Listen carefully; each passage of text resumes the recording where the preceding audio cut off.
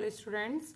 अब हम पढ़ेंगे measures of development and welfare और ये national income accounting chapter number 2 Indian economy का 7th पार्ट है। मैं 10-10 मिनट्स के थोड़े छोटे पार्ट्स बना रही हूँ ताकि आपको इजीली समझ आए और आपका टाइम भी ज़्यादा कंज्यूम ना हो, तो आप अपनी अकॉर्डिंग आप इसको देख लीजिएगा 10-10 मिनट्स के अराउंड। कि आप 3 वीडियोज़ एक दिन में देखें, 4 वीडियो, और इनकी पूरी प्लेलिस्ट मेरे चैनल पर अवेलेबल है।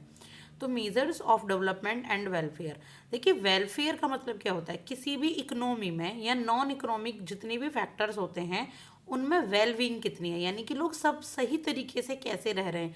वेलबींग का एक सेंस होता है ना, जैसे लोग किस तरीके से बहुत अच्छे तरीके से रह रहे हैं, हेल्दी हैं, वेल्दी हैं, उसको कहते हैं वेलफेयर। और अगर हायर जीडीपी है तो इसका मतलब ये नहीं है कि वेल बीइंग भी हायर है।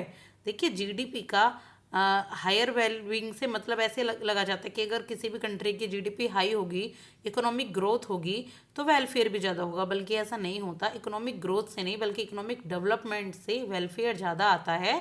ग्रोथ एक क्वांटिटी टर्म में होती है और डेवलपमेंट एक क्वालिटी टर्म में होता है। तो हम समझेंगे कि कैसे कैसे जीडीपी में वेल बीइंग इंक्लूड नहीं की जा सकती। देखिए सबसे पहले जो जीडीपी है ना, वो आपकी यूनिफॉर्मली यानी कि पूरी इक्वली डिस्ट्रीब्यूट नहीं की जाती सोसाइटी के अलग अलग सेक्शन में। जो जीडीपी है कहीं पर वो राइज होती है, कहीं पर वो घटती है। तो इसको हम ये नहीं कह सकते कि इसकी वजह से वेलफेयर होता है।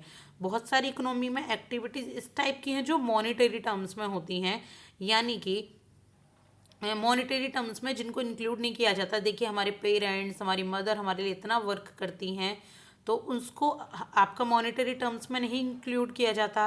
लेकिन वो भी तो वेलफेयर के अंदर आता है ना, कि उनकी सारी जितनी भी ज़रूरतें हैं, जो बेसिक ज़रूरत है वो पूरी हो रही हैं नहीं हो रही, और जब तक उनके पास इनकम नहीं है तो हम नहीं कह सकते कि वो वेलबींग हैं। इसके बाद जीडीपी में डिफरेंट टाइप्स के प्रोडक्ट इंक्लूड होते हैं। फूड आर्टिकल हैं, हाउस हैं, क्लोथ हैं, पुलिस सर्विसेज हैं, और इनमें से कुछ चीज़ वेलफेयर में इनडायरेक्टली हमें नहीं शो होती। डायरेक्टली कि वेलफेयर हो रहा है, चाहे पुलिस सर्विस है। देखिए हम बहुत कम पुलिस सर्विस लेते हैं, तो नहीं कह सकते ना कि ये वेलफेयर में आपकी शो हो ही रही होती हैं, लेकिन इसमें ये जीडीपी में इंक्लूड होती हैं। इनको जो सैलरी वगैरह, जो आर्म्स इक्विपमेंट पे जो खर्चा आता है।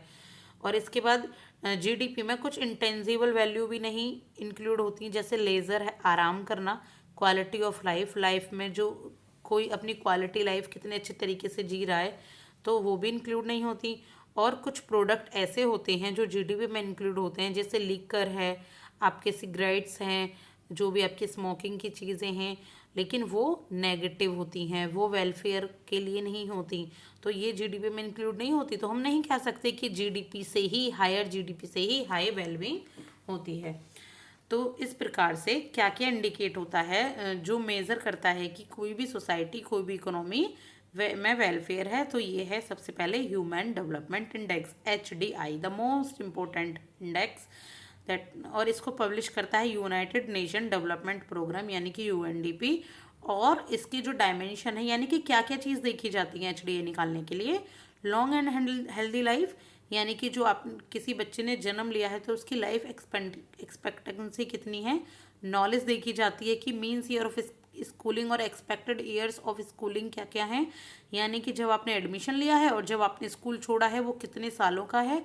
और डिसेंट स्टैंडर्ड ऑफ लिविंग यानी कि GNI, gross national income per capita देखी जाती है। तो इससे आपका HDI आपका मेज़र किया जाता है। तो इंडिया की रैंक क्या है, देखिए इसमें थोड़ा पुराना डेटा दिया हुआ है कि 2021 से 22 में इंडिया की रैंक 132 थी, लेकिन अब देखिए अब इंडिया की रैंक 134 है 2023 टू 24 में। और इसी वजह से मुझे टाइम लग रहा था कि मैं इस चैप्टर को पहले पढ़ाऊँ। मैंने इसलिए 3 चैप्टर कंप्लीट होने के बाद पढ़ाया है, क्योंकि इसमें मुझे यही सब कुछ अपडेट करना था जो मार्च में ही रिलीज़ होती हैं इनकी जो रिपोर्ट्स हैं। तो 20 मार्च के राउंड अराउंड ये रिपोर्ट्स आई हैं। तो ये डिक्लाइन हुआ था 2020 में। देखिए 130 रैंक से ये 132 आया था, यानी कि डिक्लाइन हुआ, लेकिन अब और डिक्लाइन हो गया है। अब ये 134 रैंक है इसकी 2023 टू 24 में। ये जितनी भी ब्रिक्स कंट्रीज़ हैं उन सबसे पीछे है, और ये साउथ एशियन में भी लोअर है, अपने सिर्फ बांग्लादेश के साथ को छोड़कर। और इसकी जो इसमें फर्स्ट रैंक थी नॉर्वे की थी 2022 में, लेकिन अब स्विट्जरलैंड की है। इसके बाद है जेंडर इनइक्वलिटी इंडेक्स, यानी कि आपका जो मेल फीमेल है उनके बीच में जो जेंडर इनइक्वलिटी की जाती है, और इसको पब्लिश करता है वही यूएनडीपी। और इसमें डायमेंशन क्या देखे जाते हैं, reproductive health, maternal mortality ratio, यानी कि जैसे माएँ जब बच्चे को जन्म देती हैं तो उसमें से कुछ माँओं की डेथ हो जाती है, और एडोलसेंट की बर्थ रेट देखी जाती है इसमें। और इसकी रैंक 122 थी, यानी कि 2021 में, लेकिन 2022 का ही मुझे लेटेस्ट डेटा मिला है जिसमें इसकी रैंक 108 है हमारी कंट्री की 193 में, यानी कि इसमें कुछ अच्छा वेलफेयर हुआ है। वुमेन एम्पावरमेंट देखी जाती है कि पार्लियामेंट में सीट कितनी है, फीमेल पॉपुलेशन कितनी है, सेकेंडरी एजुकेशन कितनी है, और लेबर मार्केट में वुमेन का कितना पार्टिसिपेशन है। इसके बाद है वर्ल्ड हैप्पीनेस रिपोर्ट।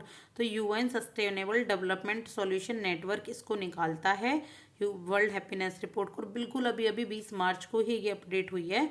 इसमें social support, income, health, freedom, absence of corruption and generosity देखी जाती है, और इसकी रैंक थी 126 2022 में। और अब भी इसकी जो रैंक है वो 126 बाय 146 कंट्रीज़ के अंडर है। और ये नेपाल, चाइना, बांग्लादेश से पीछे था, लेकिन अब अफ़गानिस्तान की सबसे बुरी पोजीशन इसमें है, और ये फिनलैंड इसमें पहले नंबर पे था, लेकिन अब नॉर्वे फर्स्ट नंबर पे है। तो ये वर्ल्ड हैप्पीनेस रिपोर्ट के बारे में। अब इसमें थोड़ा सा कोई और एक आध कंसेप्ट है, हाँ, that is gross national happiness. तो देखिए ग्रॉस नेशनल हैप्पीनेस ये भूटान ने डेवलप की थी 1972 में, और ये 1972 से ही जो डेवलपमेंट हैप्पीनेस है उसको मेज़र कर रही है 4 पैरामीटर के through. Higher real per capita income, good governance, यानी कि अच्छा गवर्नेंस किस प्रकार से है, किस तरीके से आपकी गवर्नमेंट वर्क कर रही है, एनवायरमेंटल प्रोटेक्शन के थ्रू, और कल्चरल प्रमोशन। तो ये सब चीज़ें इसमें देखी जाती हैं, और ग्रॉस नेशनल हैप्पीनेस निकाली जाती है, जिसका मुझे भी डेटा यही मिला है कि 126 है 146 कंट्री के बीच में। 20 मार्च को ही आया था, अपडेट हुआ था। मीनिंग ऑफ डेवलपमेंट, देखिए मैं आपको ये शॉर्ट में बता देती हूँ, वैसे आप सबको पता होगा डेवलपमेंट क्या होती है। ये एक प्रोसेस होती है जिससे ह्यूमन फ्रीडम एक्सपेंड होती है, यानी कि जो ह्यूमन है वो काम करने के लिए, अपनी हेल्थ को अच्छा रखने के लिए, अपने लाइवलीहुड को बेटर करने के लिए जो भी एक्सपेंशन करता है, जो भी इन्हेंसमेंट होती है किसी भी इकोनॉमी में, उसको कहते हैं हम डेवलपमेंट। ये ग्रोथ नहीं होती, ग्रोथ और डेवलपमेंट में देखिए अंतर होता है। ग्रोथ क्या होती है, मैं आपको पहले एक सिंपल एग्जांपल देती हूँ। जैसे एक बच्चा है, वो बढ़ता है धीरे धीरे, उसकी ग्रोथ होती है हाइट में, हेयर में, उसकी वेट में, तो इसको हम कहते हैं ग्रोथ।